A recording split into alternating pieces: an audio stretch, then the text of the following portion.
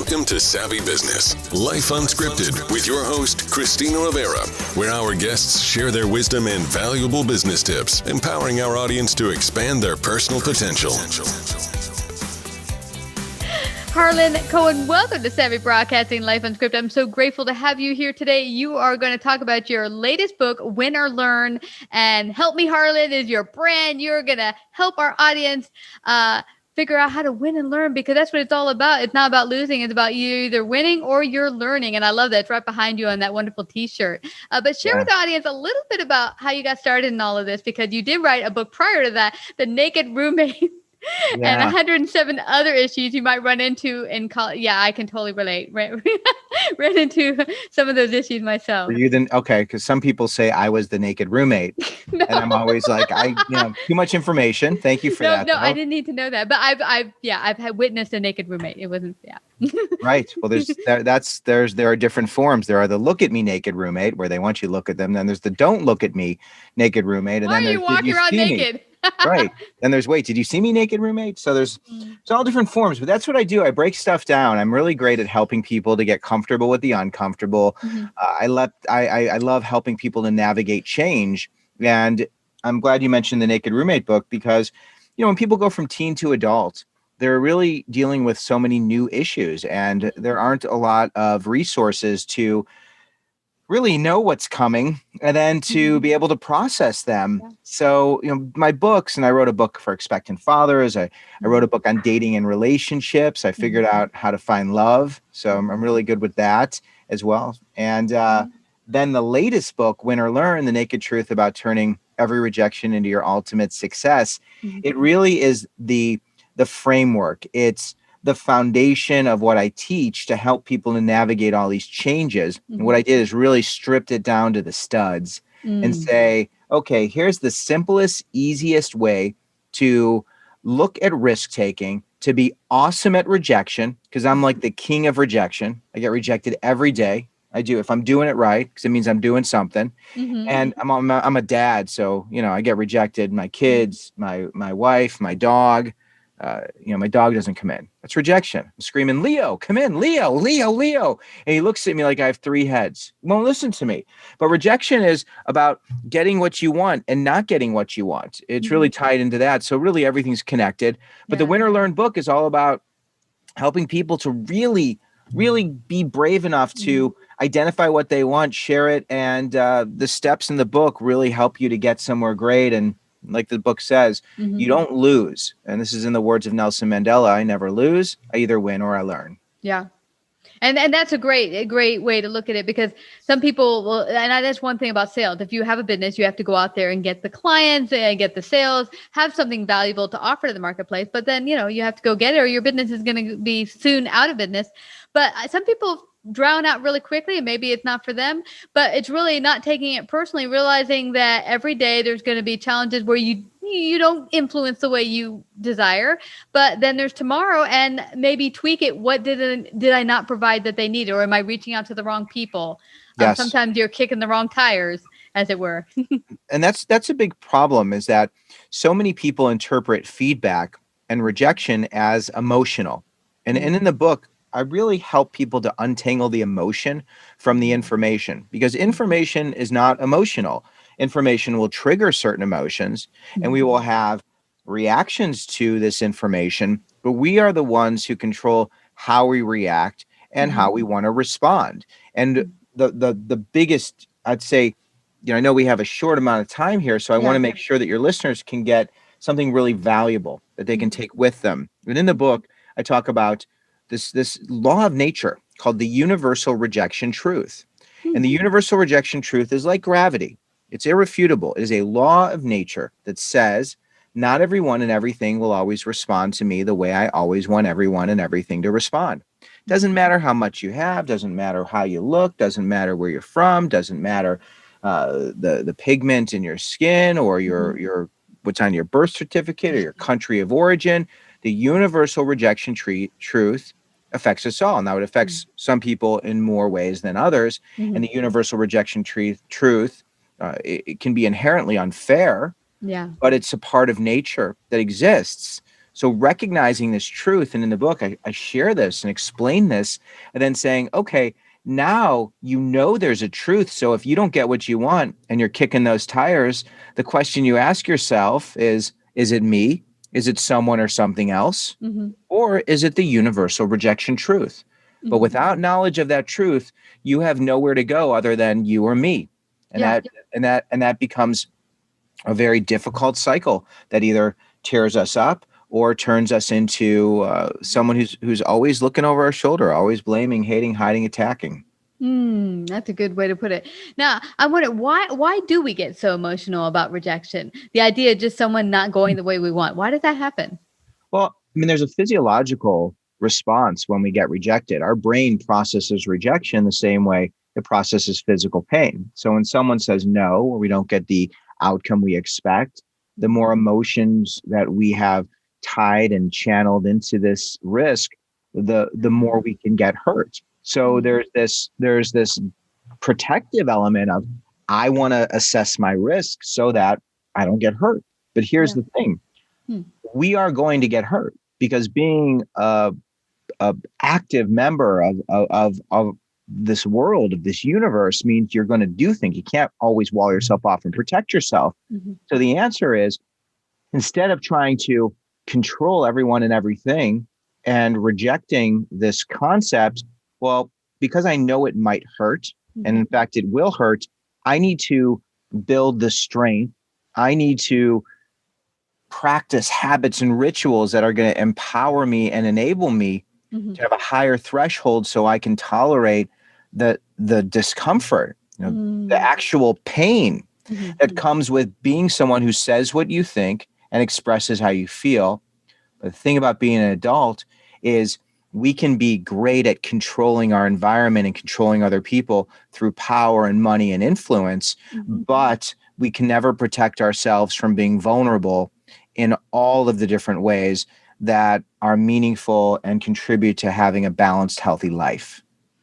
Wow. So it sounds to me like one of the first things to do is to build up your resistance, but also to kind of put the emotions on the back burner, not to have it on the front burner and let everything affect you. How does someone go about that? Let's say that maybe they take everything really to heart on every single sales call. How do they begin to switch that? It's the awareness. And I've had a lot of salespeople who have said, thank you for this awareness that, we call it a numbers game, and we say it's difficult to take risks, but we don't really identify this element of the universe that says, you could be the best, the very best, and you're not always going to get what you want. And it's going to be painful because there's a physiological reaction. So now that I have awareness, mm-hmm. it changes my entire lens. Because now when I'm looking at my sales goals, when I'm identifying the people who have been able to create sales records, have been able to influence others, what you're going to discover is these people are great. They're great at rejection. They're great at untangling the emotion, and they are persistent and patient in going after what they want. So the mindfulness is really important to this process.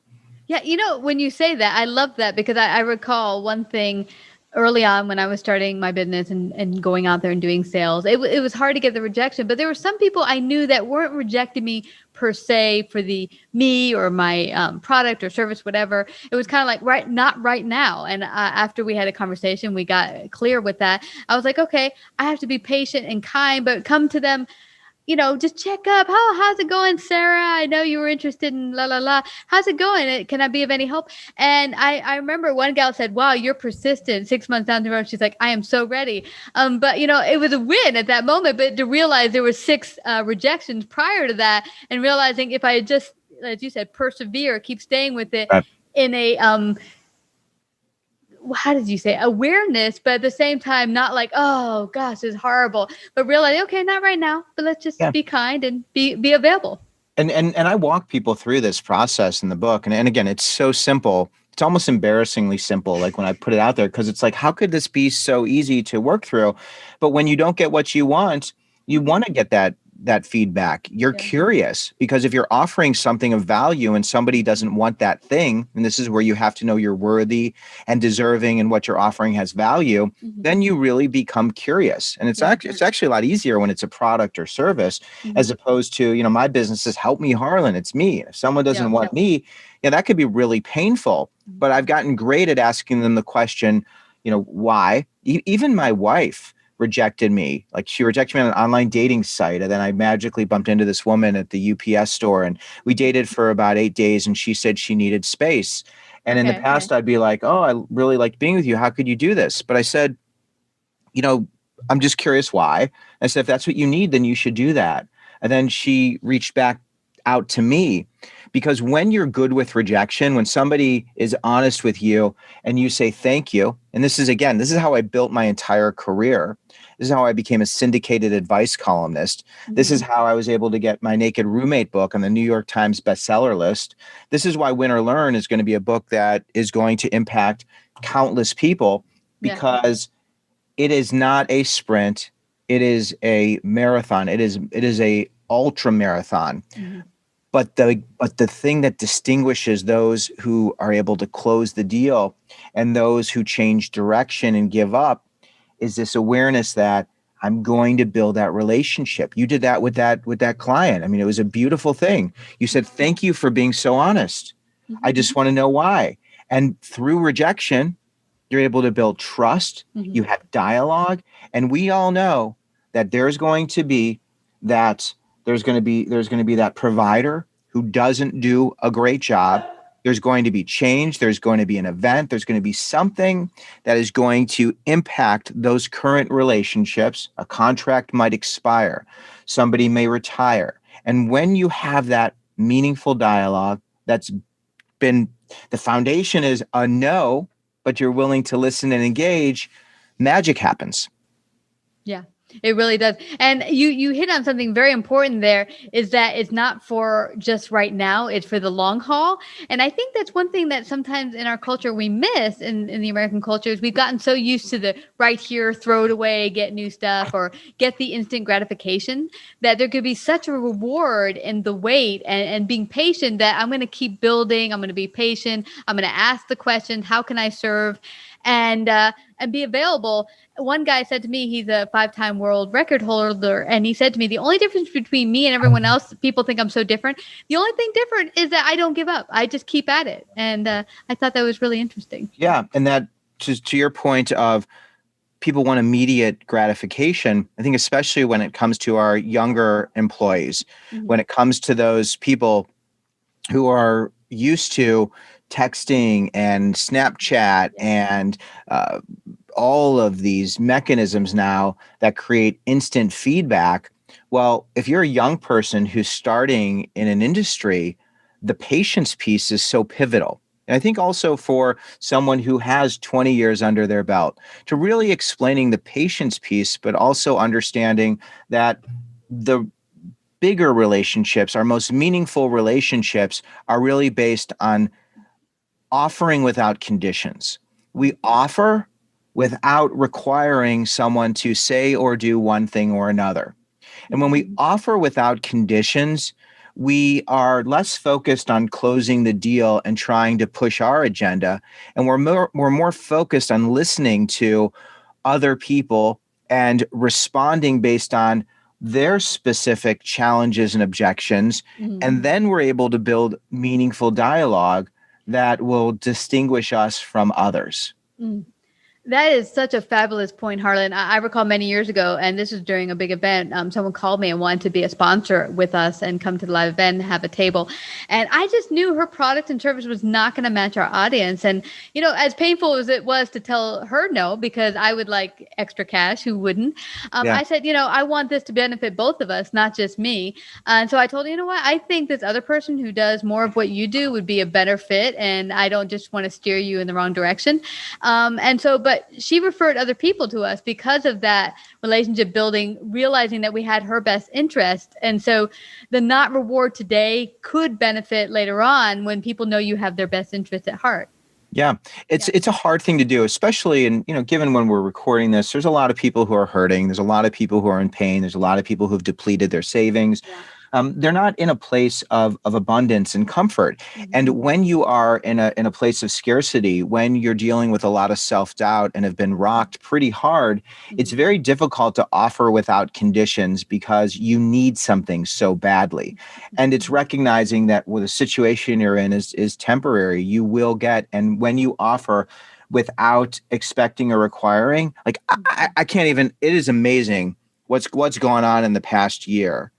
Just in my own world of doing service, of offering from a place of love and wanting to help, understanding we are all in the same place, and then having people want to upgrade when I'm offering one product. It's like, but could we do this? Could we do this? Could we do this other thing? I do these recorded conversations where I capture the narrative of people who are part of teams, and then I'm able to communicate this. And I do it for all different age groups. But then people want to do more. I mean, I'm not even trying to sell it. All I'm doing is listening and offering and just saying, here's something I think that can really help. And people can feel that more so than ever before. They can. And that's such a wonderful tool right there. Understanding that when you come from that true space, and there was a guy I know recently who had to upshift his whole business. It was actually a live events type person. And he said, I took it online and I did, I think a 10-week session where he offered free, valuable advice to anyone, no strings attached. And from that came so many sales that, again, he wasn't trying to even push. But that is when you come from that total sincere heart of giving, that people just feel, and they're like, I want more of this. How can I get more? That's been hard. I'm somebody who's been doing this for 20, 25 years. And I come from a place where people buy services. You don't just do a seminar because you're doing it. You do it because people are going to pay you to do this. Yeah. And then there's a whole generation that's come into the professional world that says, you know what, I just give it and do it. And I give it and do it. I give it and do it. I don't put it behind a paywall. And it really was very surprising to me. So I was like, how do you do, like, I need to make money. I got a family. I got like people to take care of. I can't just be like giving everybody everything. Yeah, exactly. But I've recognized, and it's been a change of, you know what, I'm giving everyone everything. And then if they want more, we can do more together because there's always more. Even win or learn. I launched a 25-day risk-taking experiment. If people go to my website, my Harlan Cohen website, it's Harlan, which can be tricky, Cohen. There's a win or learn experiment where anyone could participate in this. And it's all about, what do you want? Getting comfortable with the uncomfortable, finding your people and places, telling your story as if it's happened, celebrating, reflecting, and repeating, and continuing to do this again and again. And I walk people through this, and I've got videos that I put up every day, and people can do this. And it's free. You can just do it because I know that if they do this, something wonderful will happen, and we can build relationships. Yeah. And what's so great, we had someone on just prior to you that, this doesn't have to be the worst thing ever. I mean, a lot of businesses, as we said, are struggling. A lot of people have struggled, but a lot of people have had great, wonderful things come out at the end of the tunnel. That's been fabulous, that they never would have seen, experienced, or gone through had this not all happened. So if we can really, if you stick it out and we come at it together from a place of service, we really can come at it much better and stronger at the end. Absolutely. Yeah. And that comes full circle with our conversation of this universal rejection truth. Well, there's a universal rejection truth of nature that says the world and everything around me won't always be exactly the way I want. I didn't want a pandemic. I didn't want things to close. I have a large part of my income is speaking. And when everything shut down, it was a shock of like, oh my gosh, like what just happened? And that was the universal rejection truth. I could sit there, fight it, hate it, hide it. But what I did is I said, you know what?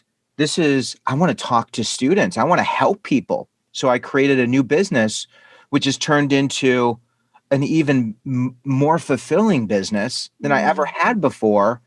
And all I want to do is more of these. It's been so crazy.